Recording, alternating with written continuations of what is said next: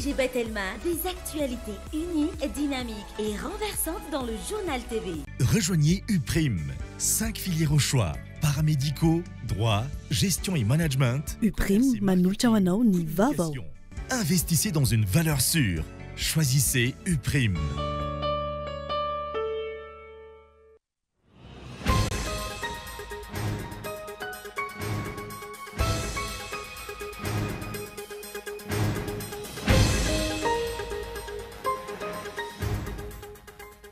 Itsy fisian'ny tany-tandalana izay hameteraka kolikoly sy ireo disadisa ara-politika isan-karazany no antony lehibe hamahatonga ny tany fahantrana ambony eto Madagasikara. Tompon'andraikitra ary tsy afa-miala amin'izany ireo mpitondra rehetra nifanesy. Na eo aza ny zavatra mifamaofao eto amin'ny firenena, tsy miova amin'ny foto-kevitra efa nijoroany hatramin'izay ny antoko malagasy miara-miainga raha ny nambatra ny Front National ny antoko Ajo Andriananarivelo Androany teny manandrinina. Nametraka ny fanajana ny tany-tandalana sy ny fampandrosoana iombonana ny antoko ary vonona ny andray anjara amin'ny fifidianana izay ho avy rehetra. Tsy atokisana ny fifidianana izay hatrehina amin'ny taona 2024 ity raha ny fomba fiasa teo aloha no atohizana hoy ny mpahay lalàna nanovana fanadihadiana. Akoatra izay, ireo fifidianana ireo izay natokana ho an'ny olombitsy sy ny ampanambola ihany fa tsy ho an'ny manan-kevitra sy manam-pahendrena.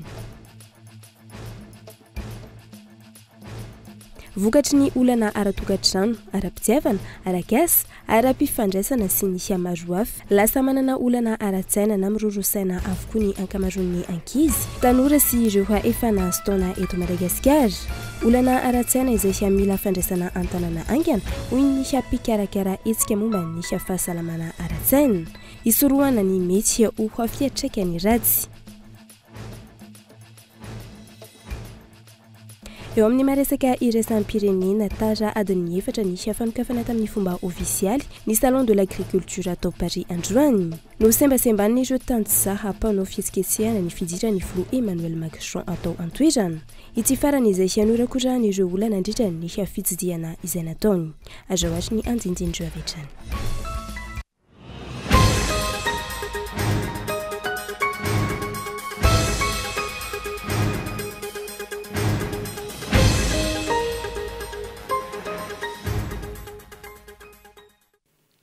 Manatrany arapatom klasy tongovavy tonga sondray ato anatin'ny fampahalalam-baovao ny Kolo TV amin'izao alina izao ka manasanao hanaraka izany hatramin'ny farany. Ny mahakasika ny matoada tsoratra no anokavantsika ny fotoana ny fampahalalam-baovao amin'ity alina ity. Ny tsy fisian'ny tany-tandalana izay miteraka kolikoly sy ireo disadisa ara-politika isan-karazany no antony lehibe mahatonga ny tany fahantrana ho ambony eto Madagasikara. Tompon'andraikitra ary tsy afa-miala amin'izany ireo mpitondra rehetra ny fandimby. Voalaza nandritra ny tatitra nataon'ny banky iraisam-pirenena farany teo fa any amin'ny faritra Androy no ambony indrindra ny tany fahantrana eto Madagasikara izay nahitana taha 5.0 isanjato. Raha toka eto amin'ny faritra Analamanga kosa no ambany indrindra izay nahitana taha 5.50 isanjato. Izany hoe na ny taha voalaza fahafarany ambany aza mihoatra ny atsasamanila ny ponina. Samy nanao ny heviny avokoa ny rehetra manoloana izany. Ao ireo ny laza sy ny tanisa olana mikasika ny fanabeazana. Ao ireo ny resaka ny lafin'ny toe-karena ary nisy ireo nitondra fanazavana mikasika ny lafin'ny politika. Raha ny nambara ny banky iraisam-pirenena hatrany ny ena ny tahapahafahana mamokatra teto Madagasikara nandritra ny taona maro ny fandimby vokatry ny krizy politika nandalo teto amin'ny firenena. Ohatra amin'izany ny krizy politika ny taona 2022, ny taona 2022 ary teo ihany koa ny fandalova ny valanaretina COVID-19. Raha ireny totanisana voaka ny banky iraisam-pirenena ireny zany no jerena dia tsy nitondra fampandrosoana velively teto amintsika ireo politika mpanjakana nentina teto hatrizay ka hatramin'izao. Ny amin'izao fotoana aza vao maika miaratsy hatrany. Izany hoe nandalo ny MAP, nandalo ny PND, nandalo ireo karazana velirano izay samy natao tsy anjery avokoa saingy tsy nahtambokatra raha io taha ny fahantrana vokatry ny fanadihadiana nataon'ny banky iraisam-pirenena io ny jerena.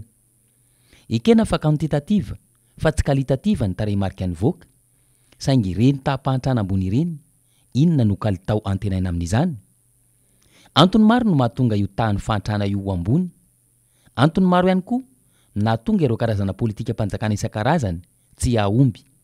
Fa ny tena lehibe indrindra amin'izany dia ny tsy fisiny ny tany tandalana ka miteraka disadisa ara-politika. Ny tsy fisiny tany tandalana no miteraka kolikoly ka mampiemitra ny fari-piainany isa-tokantrano.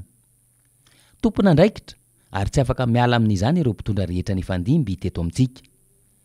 Tompona antoka amin'izao krizy sy fahantrana iainan'ny vahoaka malagasy izao ka na inona ambara sy fialantsiny atao tsy afa miala amin'izany izy ireo. Fa ino teto amintsika mantsy izany karazana fialantsiny izany ary tsy vao androany no nahenona izany. Tsy nisy tanteraka ny ankamaroan'ireo velirano no irairaina sy natao litania dia nolazaina fa niatrika valanaretina COVID-19 isika. Tsy vita, tsy misy fikojakojana sy fanamboarana ny lalana dia lazaina fa maro ny rivodozana andalo noho ny fiovany ny toetrandro. Tsy nirosona ny fanamboarana ny barazy ao Saofika sy Volobe dia lazaina fa lafo loatra ny tetibidy natolotry ny orinasa nahazo ny tsena sy ny maro hafa. Raha tsy ilaza fa tsy ny fiakaran'ny vidim-bary, ny fahampitehany sy ampiariana lavanilina sy ny tsy fandriampahalemana. Ireo no antony ny takiana sy nanaovana antsoavo fa mila fanovana isika eto Madagasikara. Mila fanovana isika ka ho Madagasikara mandroso fa tsy ho Madagasikara miemitra. Ho Madagasikara manana olona vanona sy vonona ikatsaka ny tena fanajana ny lalàna. Iady amin'ny kolikoly sy ny zarazara ho anjakana ka hampanjaka ny tena rariny sy hitsiny ahazony rehetra tombotsoa. Lafomba vao afa kosa indray ana eo aza ny zavatra mifamaofao eto amin'ny firenena tsy niova tamin'ny foto-kevitra efa nijoroany hatramin'izay ny antoko malagasy miara-miainga raha ny nambatra ny Front National ny antoko ajo Andriananarivelo androany teny Manandrina nametraka hatrany ny fanajana ny tany tandalana sy ny fampandrosoana iombonana ny antoko ka vonona ny andray anjara amin'ny fifidianana izay ho avy rehetra. Raha ny fanadihadiana hoentin'ny Henri Florian. No tanterana tamin'ity androany ity teny amin'ny commune Manandrina district ny Avaradrano ny fivoren'ireo mpikambana mandrafitra ny bureau politika ny antoko malagasy miara-miainga izay nahitana ny avy any amin'ny bureau Foibe sy ireo mpandrindra avy amin'ny faritra samihafa.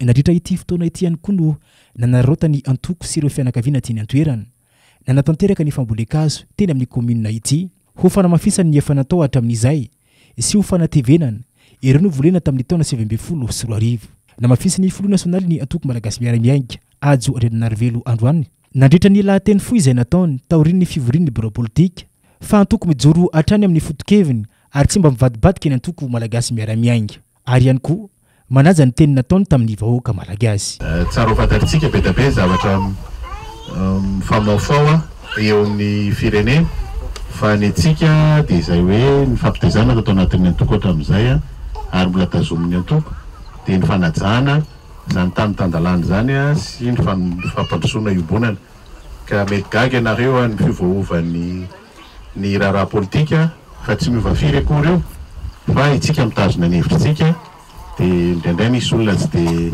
dia mahatanana izay dia mety misy hoe fivoavana kely fa ny zava-dehibe dia rehefa misy teny nomena rehefa misy zavatra ny fanarahana tamin'ny vahoaka sy ny mpikambana dia izana manatateraka an'izay dia izay ny fampitezana foana.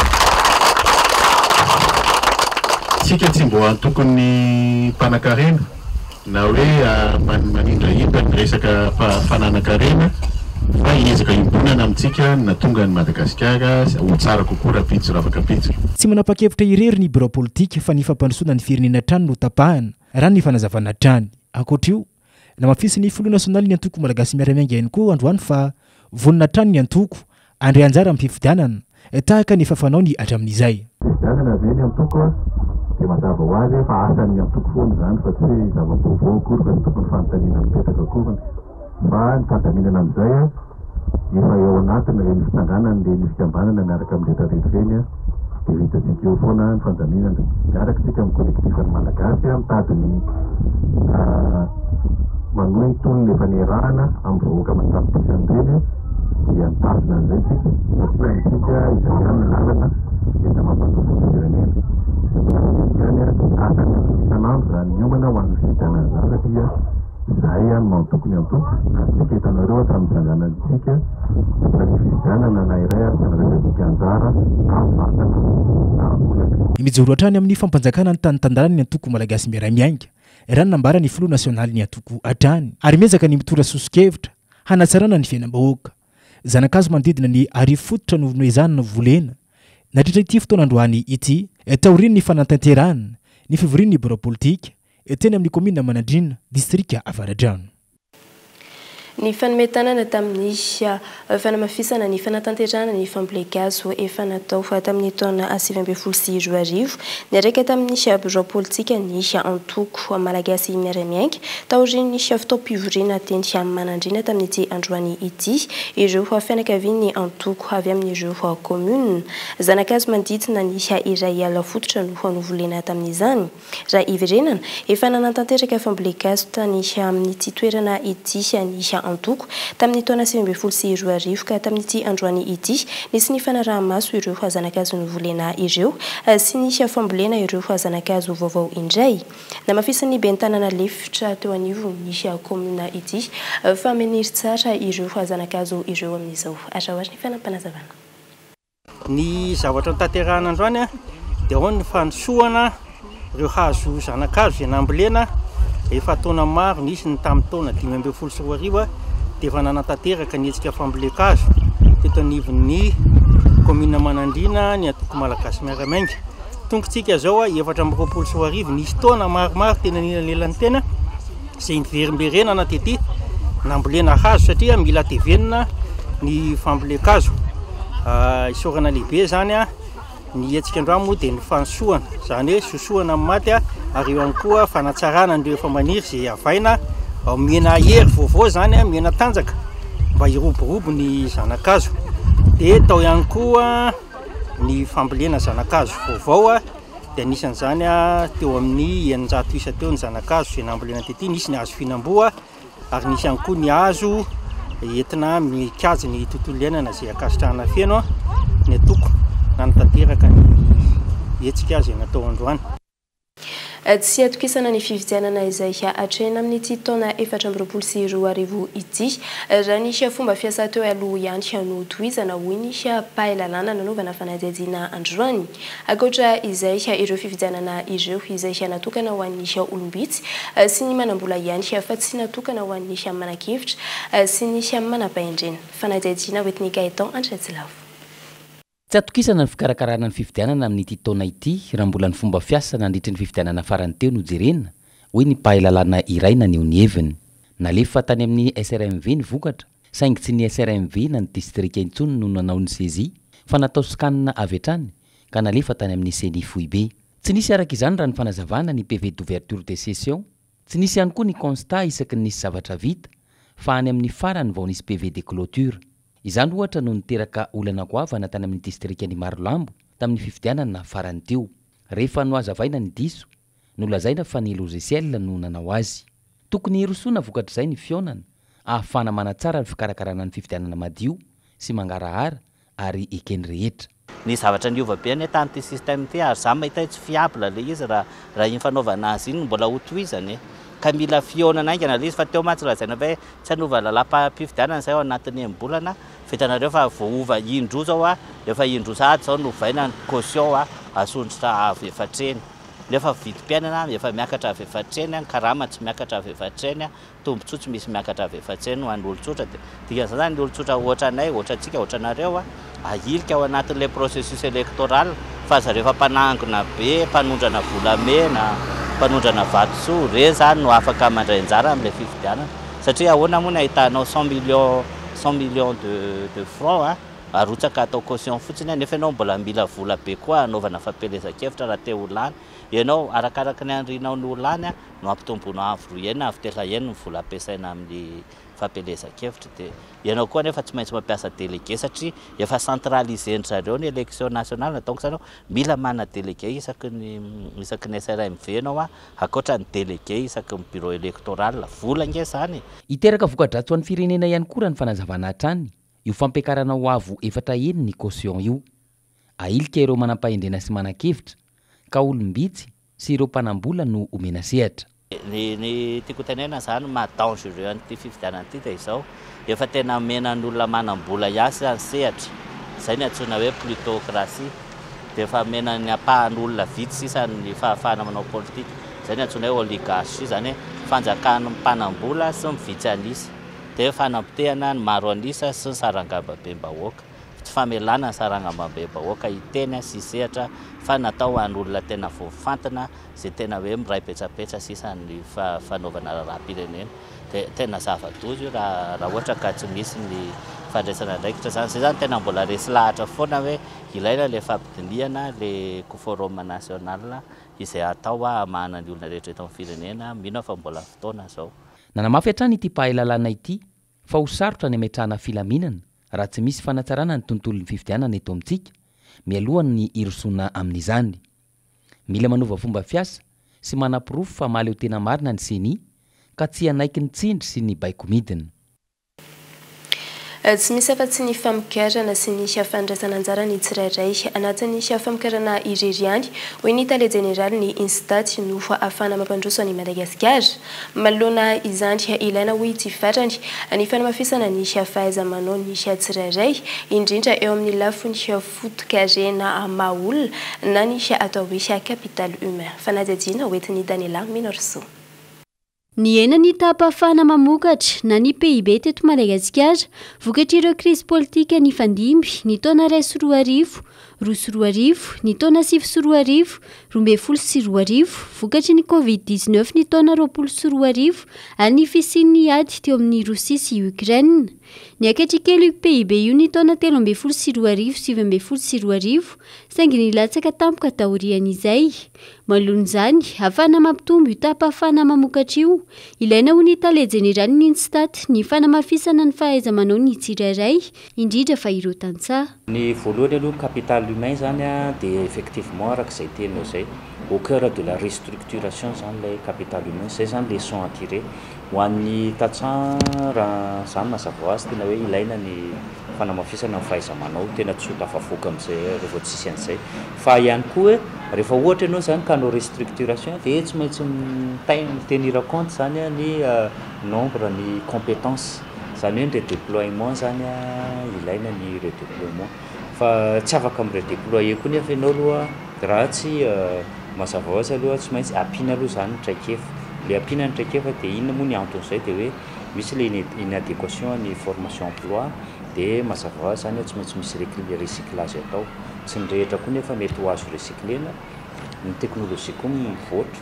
mety le olona nyrecrutena le olona tamin'ny fotoan'andro hafa ny teknôlôjia ankehitriny koa dia hafa ny teknôlôjia ao anatin'izay dia tsy maintsy lanjalanjaina daholo zay zany le antsoina hoe restructuration zany marina fa eo ny organigramme eo ny répartition makany araky ny poste selon ny décentralisation siana fa io dia ny olona aloha no mitondra ny voalohany ny compétence aloha zany tena mila mafisina dia le hoe compétence avaty amin'ny andrenivohitra makany ambanivohitra zay ve le soa sa hoe afaka miavaty andrenivohitra koa hoe midina mihitsy mandeha makany ambanivohitra mampianatra koa dia mazava ho azy formation de formateur zany atao aty de formation en cascade azo ovaina koa le stratégie tokony hanaovana azy azo jerena koa zany zay aspect anankiray zay dikan'izay afaka jerena daholo ny aspect rehetra dia io moa zany tsy maintsy mijery ny bonne pratique hoe aiza ny bonne pratique tany amin'ny pays hafa dia ahoana fomba hiadoptena an'izay ho amin'ny Madagasikara amin'ny renforcement ny capital humain. Ankoatra izay, raha ny tatriny banky iraisam-pirenena trany, mananjanaka avokoa ny iray apatelo ny vehivavy 12 hatramin'ny 17 taona eto Madagasikara, tranga izay misy fiantraikany goavana amin'ny fahafahana mamokatra. Io koa mifandray amin'ny resaka santé de la reproduction, aza adino fa le any ambanivohitra nge 1/3 le jeune fille zany mbola efa presque en grossesse zay le statistique navoaka atao koa ahoana moa fomba irenforcenao capacité ana olona mbola jeune fille efa en grossesse izy ahoana aloha fomba ianarany le any amin'ny éducation aloha dia efa misy olana dia après an'izay aty amin'ny amélioration na connaissance ahoana ny fomba tongavana amin'izay fa nisy proposition moa tao hoe aninona raha ohatra ka mba hoe ampianarina santé sexuelle reproductive zany ny jeune fille, surtout le miaina amin'ny any ambanivohitra ruraux zany hoe miaina anatina ménage pauvre de surtout amin'ny région sud sud-est zay moa le profil navoaka tao dia hitantsika tsara fa mifandray foana izy amina resaka capital humain éducation santé dia samy ao anatina capital humain daholo fa mifandray io amin'ny resaka santé reproduction ny resaka contraception dia avy eo amin'izay tonga makany amin'ny resaka planning familial sy ny isany sasateraka dia miditra amin'ny resaka dividende démographique zany le olona tokony hamokatra sy le hoe charge ampiana le charge eo amin'ny fiarahamonina le olona tsy mamokatra mba ho lasa mamokatra zay foana zany atsika zay ny fampandrosoana Madagasikara zany dia famokarana dia ny fandraisana anjarany tsirairay ao anatin'le famokarana dia tsy maintsy hamafisina zany fahaiza-manao dia ny capital humain moa tena ngeza be ao anatin'izay. Antonany maro no nilazana fa aleo teny Madagasikara indrindra eo amin'ny lafiny ara-tsakafo ka tsy ankidoha intsony amin'ny any ivelany. Hatrizay ka hatramin'izao tsy hita ny vokatr'ireo ezaka natao ahafahana manatratra izany. Tsy afa-miala tompona andraikitra amin'izany avokoa ireo mpitondra ny fandimby teto Madagasikara ary koa tompona andraikitra amin'io fiakarany tany fantrany nijoro ireo manam-pahaizana manokana momba ny fitantanan-draharaha nivoaka teo anivony nisy sekoly ambony momba ny fitantanan-draharaha teny Androibe akany Vondrona ao anatin'ny fikambanana iray misy antony hoy izy ireo amadofa namoaka olona manam-pahaizana manokana momba ny fitantanan-draharaha ny firenena ka tsy tokony ho atao toerana politika izany. Azahoary ny fanampanazavana.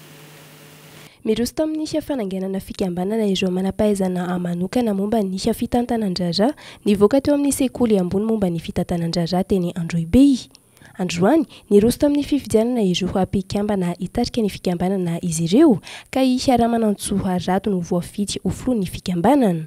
Isan'ny voarakitra ao anatin'ny sata mifehy ny fikambanana ny fanajana ny lalam-pandrenana fa indrindra ireo lalana velona misy rehetra eto amin'ny firenena. Akoatra izany no tsindrin'izy ireo manokana androany fa ireo olona manam-pahaizana manokana momba ny fitantanana no isan'ny tokony hitantana sy andray anjara amin'ny fitantanana ny firenena ka tsy tokony atao toerana politika izany. Androany ihany koa nisy ny fiaonam-be izay mikendry ny fampiarana ny vina amin'ny fametrahana ny fitantanan-draharaha manaraka ny fivoarany toe-draharaha manaraka ny famendrehana eto Madagasikara.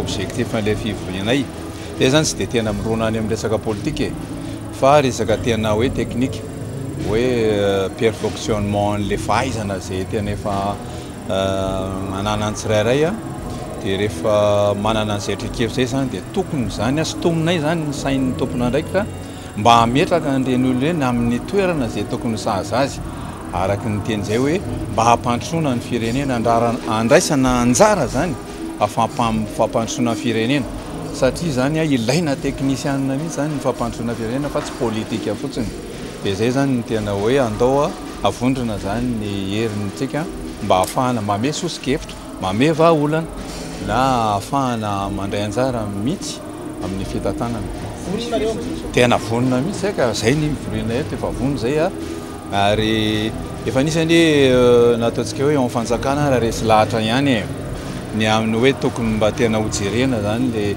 reto le atao amin'ny anaminy reto satria manjary lasa hoe mivoaka fotsiny le mpianatra nefa tsy any amin'ny toerana zay tokony ametrahana azy fa justement lasa hoe poste politique ny tokony hotazominy le olona zay manana le traikefa dia lasa le politicienne ny lasa no mitana azy dia zay zany mba tokony haravina. Efa nanomboka ny taona 2024 no namoaka manam-pahaizana manokana momba ny fitantanan-draharaha ny sekoly ambony momba ny fitantanan-draharaha. Misy antony manokana matoa misy manam-pahaizana manokana momba ny fitantanan-draharaha ny fanazavana. Ny promotion eny zay misy any amin'ny valonjato hatreto zany 1000 latsaka kely dia dinio amin'izany zany le efa tena hoe pépinière tokony akany fanjakana an'le traikefa ahafahana mametraka azy amin'ny rafitra zay tokony hipetrahany. Anatin'ireo mpiofandreo misy ministre ao misy magistrat ao misy docteur ao misy directeur général ao misy directeur directeur ao misy sisa manam-pahaizana misy général sisa dia dikan'izay zany mbola niofana nefany mbola nianatra nefa nanao nakatraikefa dikan'izany zany efa feno dia feno le traika efa ny atao amin'ny anamina zany dia eo zany nanaovana antsy hoe mba tokony amin'izay fotoana mba hoe akana an'ilay tena hoe manana an'ilay traika efa amin'ilay toerana zay tena ahafahana mandray andraikitra ao amin'ny administration na ivelan'ny administration. Mijoro androana araka izany ny fikambanana izay ifindronana ireo amin'ny manam-pahaizana manokana momba ny fitantanan-drarà nivoaka teny amin'ny sekoly ambony momba ny fitantanan-drarà eny Androibe.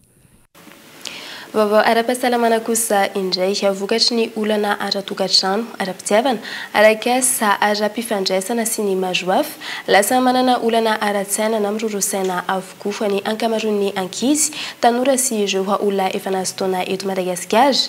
Olana ara-tsaina izay mila fandraisana an-tanàna aingana hoy ny mpikarakara ny hetsika momba ny fahasalamana ara-tsaina isorohana ny mety ho vokatra tsy n'izany. Fanadihadiana hoetiny Daniela Minorso. Mananolana amin'ny fahasalamana ara-tsaina avokoa amin'izao fotoana ny ankamaroan'ny olona eto Madagasikara indrindra fa ny eto Antananarivo saingy ny lenta ny endrika sehoany sy ny faharetany no tsy mitovy raha ny atotan'isan'ny voaka ny taona 2022 770 ny olona eto Antananarivo no fantatra fa tratran'izay fikorontanan-tsaina na areti-tsaina izay ho an'ny taona 2022 mety hiakatra any amin'ny 80% izany maneran-tany raha ny vinavina ny sampandraran'ny firenena mikambana momba ny fahasalamana na ny OMS.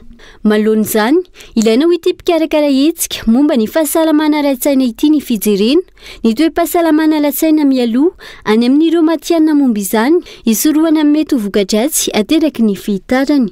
Misy olona hoe za mahatsapa ohatran'ny vizana foana, za ohatra misatra mampiasa saina anahy foana fa tsy haiko hoe inona, za ohatra mitorovana foana, za tsy te hivoaka ny tranontsony, any ohatrany tsy tiako zany asako zany, za tsy te hifanerasera aman'olona satria reny rehefa tsy jerena akaiky dia sanatryavina mitatra makany amin'ny hoe famonoana tena fandraisana ino moa ny zava-mahadomela, misy mitsindrona, misy misintona amin'ny orona, misy mihinana satria tsy hitan'ilay olona hoe inona ilay vahaolana raisana dia mety izy hoe za nke tsisy olana satria eto Madagasikara indrisy vao miresaka fotsiny ohatra hoe andeha hijery psychologue dia feverinareo fa adala ve za nefa ny fandehanana amin'ny psychologue ohatra satria fahafantarana hoe za ty aneka misy olana fa tsy vitako mikarakara anazy dia izay anisany no atao zany ampatsevina ny olona hoe rehefa tsy savatsika izay moa fomba aviteny rehefa tsy savatsika ao anatiny ao ka rehefa diso maharitra loatra dia aleo mijery olona tandrefy zany salamina hoe misy fiara anankiray rehefa manomboka misy olona dia aleo tonga dia mijery spesialista toy izay hoe taritina dia hoe simba dia arina ilay fiara avy eo satria misy fahasimbana be. Tsehivina isan'ny karazana areti-tsaina mpazony olombelona ankehitriny hoy ny voka-pikarohana nataon'ireo manam-pahaizana ny tebotebo-lava ny tsy fahamarina toerany ny fihetsem-po ny tsy fahaizana miaina mitovy amin'ny olon-drehetra ny fivadian'ny toe-tsaina sy ny toe-po ary ny fahasapana. Iadina amin'ireo araka izany tsy misy afa-tsy ny matory ara-dalàna misotro rano 2 litatra sasany isan'andro ny fihinanana sakafo ara-pahasalamana ary ny fifadiana zava-mahadomelina ho ny mpitsabo ny vahaolana tokana tokony arahany ny tsirairay. Ankilany nitsandroan'ny hetsika la santé mentale positive et l'espoir rené hetsika nokarakarain'ny Rotary Club Madagasikara tetsy Ambodivona anampiana ireo olona mananolana ara-tsaina toy ny firoron-tsaina ny rari-tsaina ny fekinan-doha amin'ny zava-mahadomelina sy ny maro hafa izay nahitana mpisehatra momba ny areti-tsaina manodidina ny 330 teo. Dia izay lafim-baovao izay tompo kilasy tompo vavy no entsika amin'ny sendrikely ato anatin' ireto tokavaritra ireto aoriana izay no hiditra amin'ny tapany faharoa amin'ny fampahalalam-baovao isika. Dahoary.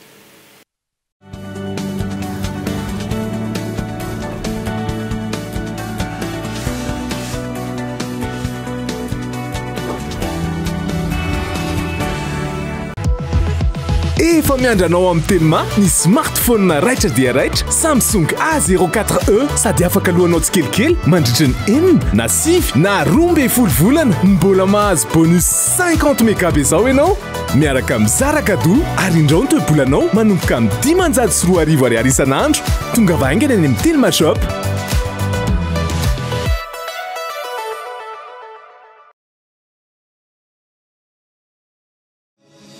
Telma est fière d'accompagner l'UPRIM dans l'accomplissement d'une mission commune pour que chaque étudiant malagasy compte. Baobab Banque Madagascar et l'université UPRIM forment un partenariat solide depuis 9 ans. Ensemble, libérons le potentiel de l'UPRIM. UPRIM a été l'un des pionniers du système éducatif à avoir été convaincu de la solution Envoul. Nous nous engageons à maintenir cette collaboration fructueuse et à façonner ensemble un avenir éducatif brillant et sans limite. Tananamano Madagascar et UPRIM, main dans la main pour l'éducation de nos jeunes paramédicaux à Madagascar. Ensemble, rallumons la flamme de l'éducation à Madagascar. Vous aussi, décidez d'avancer aux côtés des grands. Rejoignez UPRIM. 5 filières au choix. Paramédicaux, droit, gestion et management, commerce et marketing, communication. Investissez dans une valeur sûre. Choisissez UPRIM.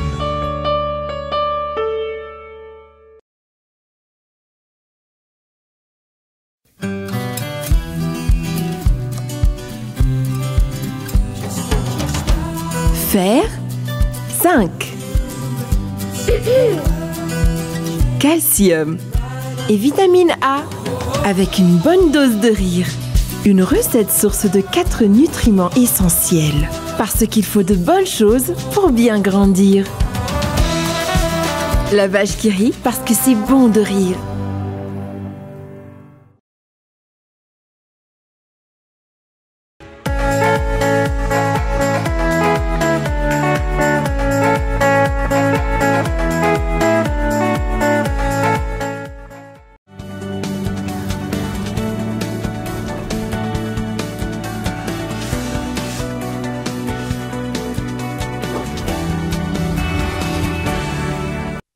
Tavaveriny indray eto amin'ny fotoana ny fampahalalam-baovao isika ny vaovao mahakasika ny skoto-zazavavy kosa no anokavantsika ny tapany faharoa fa ny fampahalalam-baovao isan'ny hanan-kalaza ny andro ny hampanorina ihany koa fa ny skoto-zazavavy tamin'ity androany ity ka nisy ny fihaonam-be izay natao teny amin'ny lycée moderne Ampeflo ny tontolo iainana sy ny mahakasika ny fiovaovan'ny toetrandro no isan'ny nomena vana nandritra izany fihaonam-be izany ary isan'ny lohahevitra tamin'izany ihany koa ny hoe ny tontolontsika ny hoavintsika mamiratra arahavatra ny fanampanazavana.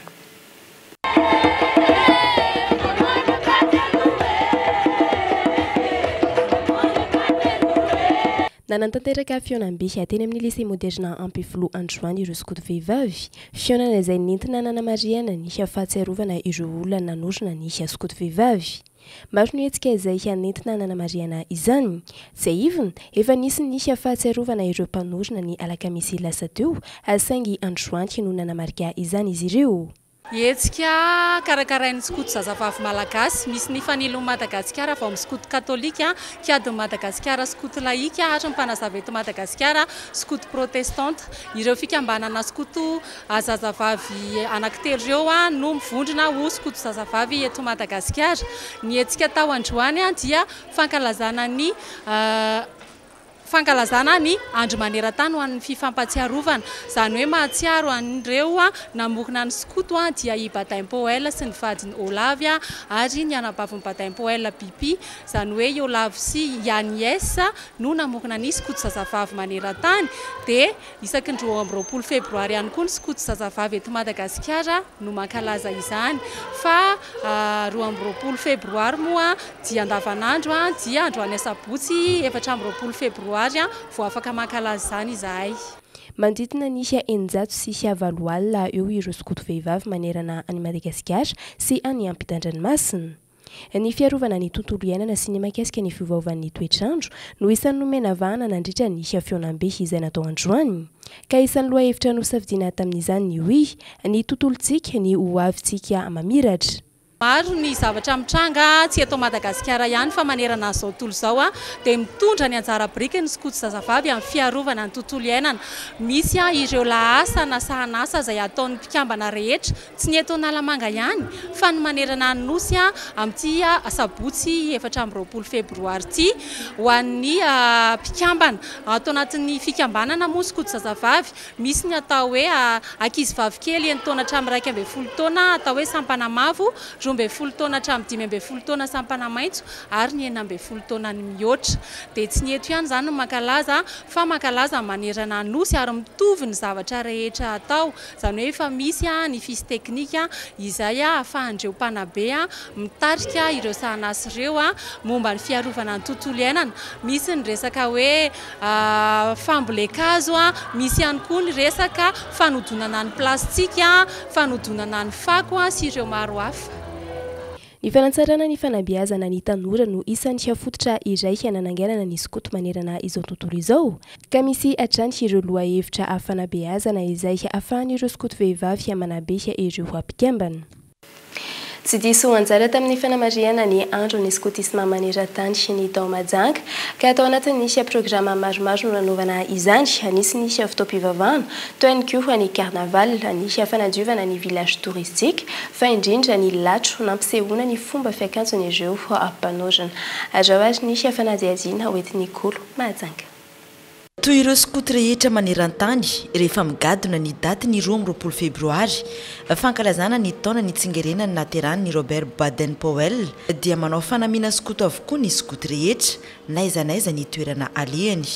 Ho an'ny teto mahajanga ny avaka ny fanamariana izany raha toa ka fitaom-pivavahana firaisam-pinoana no natao ny arivan'ny 12 febroary atao amin'ny fiangonana anglikana dia ny tontolo andro ny sabotsy 14 febroary no natoka ny FSP na ny firaisan'ny skotisma partany ny fanamariana izany izay natomboka tamin'ny carnaval lehibe namakivaky ny tanàna ny mahajanga izay niainga teo amin'ny lapan-tanàna ary ny farana tetỳ amin'ny village touristique. Tonga ny andro androany izay andro natokana manokana eto amin'ny faritany Boeny ny asa bonne action izay nataon'ny skoto rehetra ny zany hoe FSP ny etsika nataonay moa zany dia avy nanao an'ilay carnaval ary manarakan'izay naneo ireo fitafy sy fietsika mampanorona satria andro mpanorona tokoa ny androany zany hoe Olave ary koa Agnès dia Pipi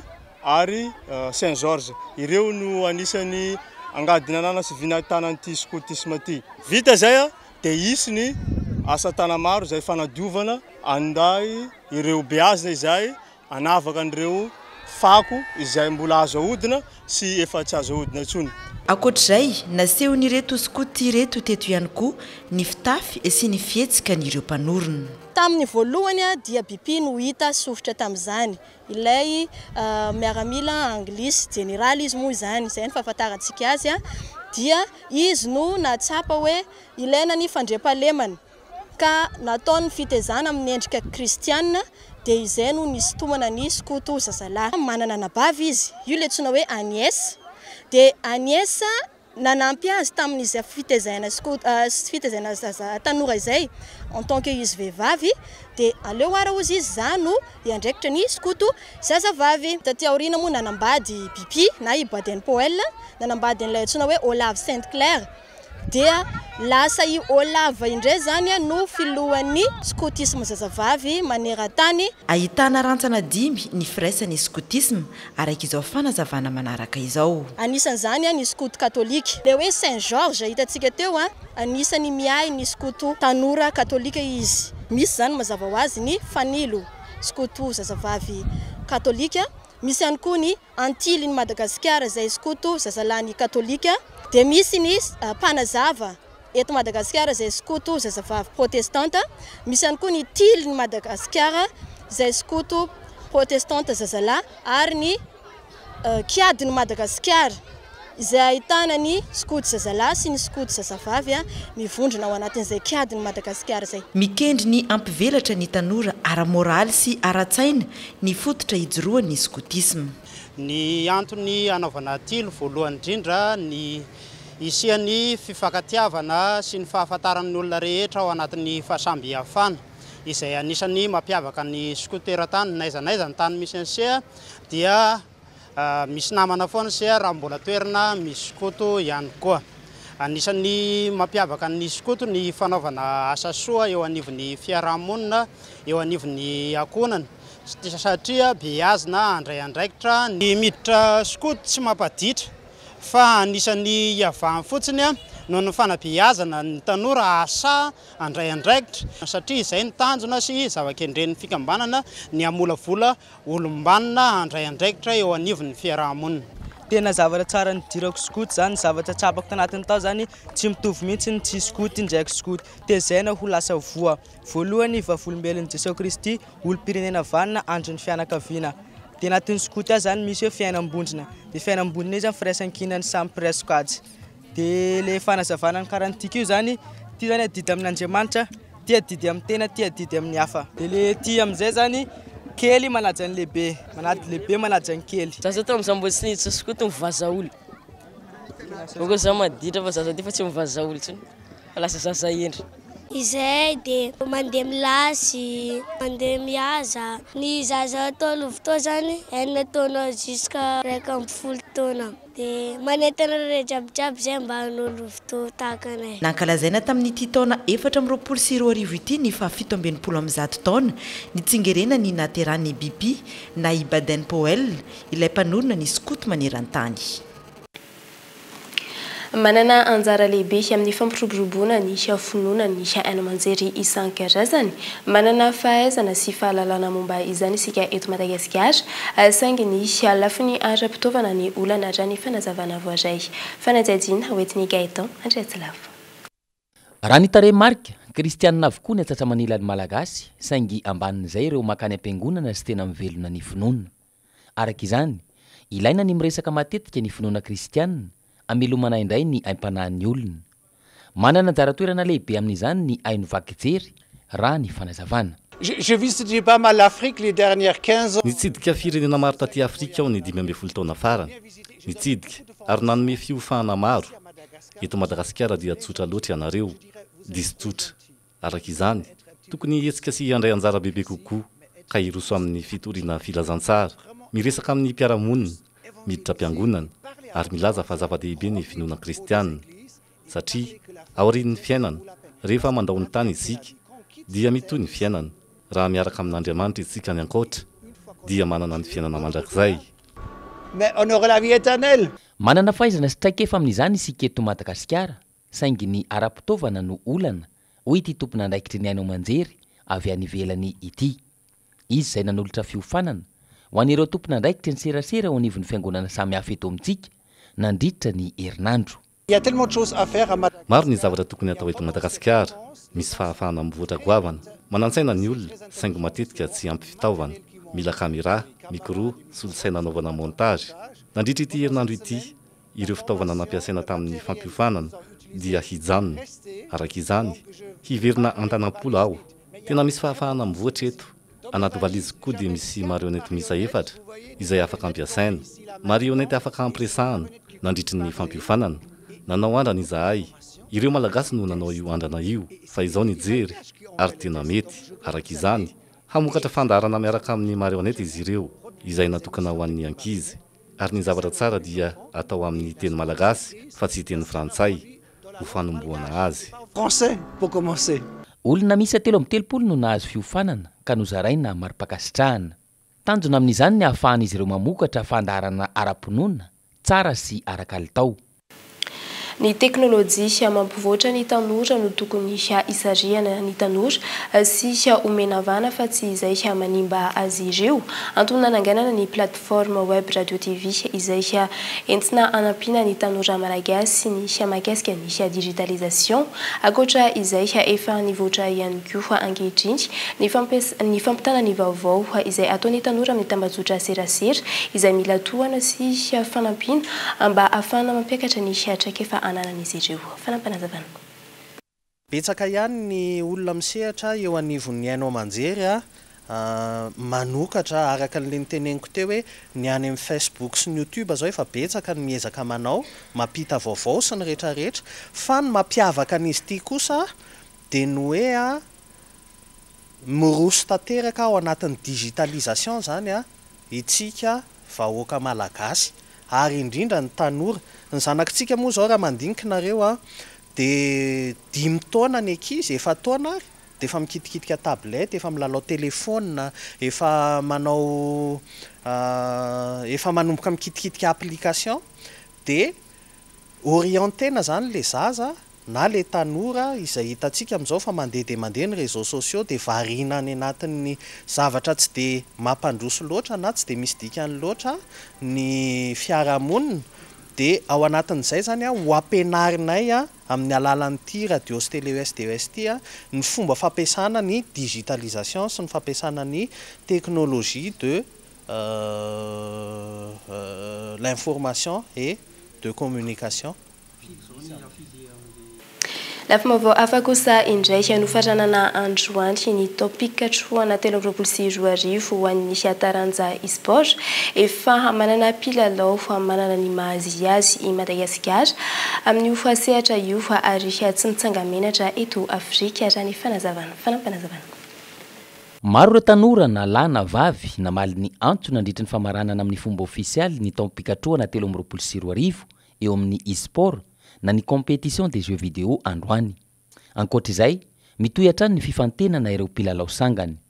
Mahazatra nandritran'izay efa taona zay moa zany dia jeu de foot dia jeu de combat moa zany no natao discipline na hoe sokajy amin'ity dia manao an'izay lalao famaranana an'izay zany amin'ity an'ity ny rapitso alady moa zany tena hoe lalao famaranana ho an'ny sehatra nasionaly fa ny ho an'ity an'ity mbola ho an'ny sélection ho an'ny fifantenana ho an'ilay Antananarivo satria isaky ny faritra misy fifantenana foana amatarana hoe iza no mahay isaky ny faritra iza ny champion dia androany no amatarana hoe iza zany ho an'ny Antananarivo ho an'ny IFC 24 dia ho an'ny Tekken 7 dia akoatran'izay moa zany faritra izay misitraka ny akoatra Morondava izay misitraka ny fandaharan'ny Kolo TV dia mandray anjara avokoa moa zany misy ity avany trano Diego mpakatran'ny Toliary dia Mahajanga Antananarivo Antsirabe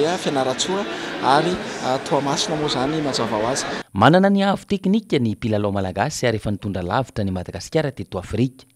Efa maro ihany koa ireo nandray anjara tamin'ny fifaninanana iraisam-pirenena tamina firenena maro. Efa nisolitenany Madagasikara tany Romania ohatra ny tamin'sikajy Tekken aloha zany tamin'ny herintaona dia misy ihany koa moa zany amin'izao tsika tompon-daka ny Afrika amin'ny resaka foot ihany koa moa zany dia azo lazaina hoe manana level aloha zany tsika manana niveau ambony tany fahaizana aloha zany raha ny eto Afrika ny sehatra iraisam-pirenena mbola mila hiezaka mafimafy aloha zany satria Japon Algérie Korea reo no tena nisany tena hoe andrarezina aloha zany amin'izao ny amin'ny sehatra iraisam-pirenena indrindra moa zany amin'ny sikajy Tekken ny amin'ny resaka arinandreo mbola tsy fantatra hoe iza marina satria mbola tsy afaka se mesurer tamin'ny firenena-kafa aloha zany tsika akoatran'ny teto Afrika ny amin'ny sehatra jeu de sport aloha zany fa jeu de combat zany efa fantatra hoe hatreto aloha zany tsika ny amin'izay. Ho tohizana hatrany araka izany ireo karazana tournoi eto an-toerana ahafahana mampiakatra ambony kokoa ny fahaizana ireo mpilalao malagasy ka ho afaka mifaninana amin'ireo tompon-daka hafa avy any ivelany.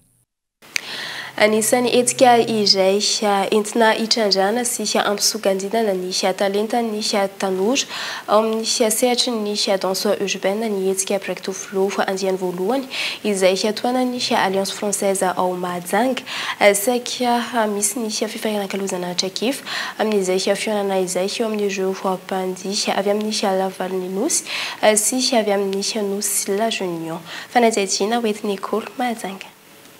Ho fampiroboroboana ny danse urbaine sy ampivoarana ny talentan'ireo tanora malagasy amin'ny tontolony izay danse urbaine izay ny etsika break to flow andiany voalohany izay tanterahina eto Mahajanga mandritry ny 4 andro nanomboka ny 1 ny volana febroary hatramin'ny 4 ny volana febroary izao. Pendant 4 jours, eto Mahajanga manomboka androany moa lancement les projets de Isara trakefo amin'ny akizy eto Mahajanga vahintsika avy any la Réunion rapitso sravakapitso après-midi aty amin'ny Alliance Française ary ici concours ngeza be na danse toute discipline confondue c'est organisé na amin'ny 24 février à partir de 14h en Power Fit finafinanay moa zany dia amerina tindray amin'ny herintaona ngezangeza kokoa miaraka amin'ny ankizy talenta maromaro kokoa vorina miaraka eto mba ho hitany vahoaka malagasy hoe mana-talenta ny zanaky Majunga. Hetsika koltoraly izay natao fifanakalozana traikefa ihany koa ny break to flow andian'ny voalohany izay ahitana mpandray anjara avy amin'ny faritra maro eto Madagasikara, eo ihany koa ireo mpandray anjara vahiny avy amin'ny Nosy Rahavavy. Biboy avy ao Tanasa tonga aty Majunga tondra expérience sy échange maro be ao analy satria araka ny kolotsaina hip hop dia ny échange sy ny expérience no mampivoatra dia zay zany no tombotsoa azoko amin'izy. Betsaka ny zavatra tiana asongadina ao anatin'izay kolotsaina danse urbaine izay. Raha eto Majunga fahitako any danse urbaine communauté matanjaka sady efa lehibe, anisan'ny communauté tena mirahina sy communauté mahay miara-miaina ny danse urbaine ary zay mihitsy no nanapahana hevitra hoe alao aseho le danse urbaine satria be dia be ny valeur positif zay hoentin'io culture urbaine io.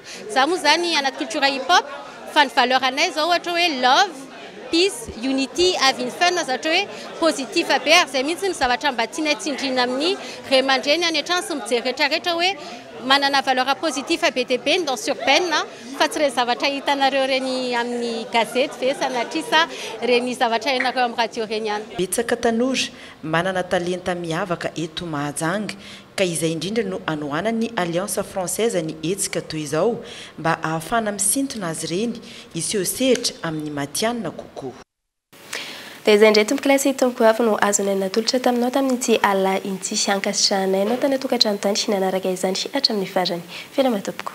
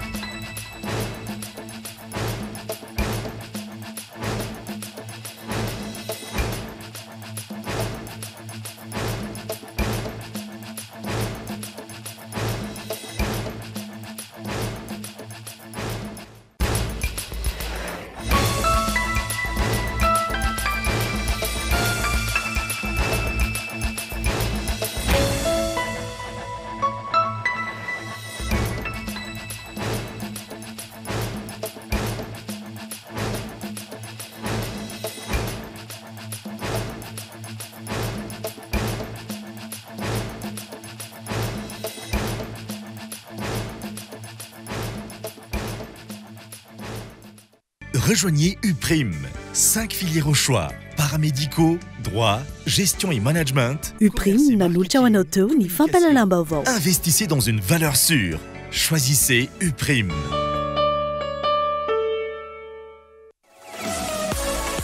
Belma, des actualités uniques, dynamiques et renversantes dans le journal TV.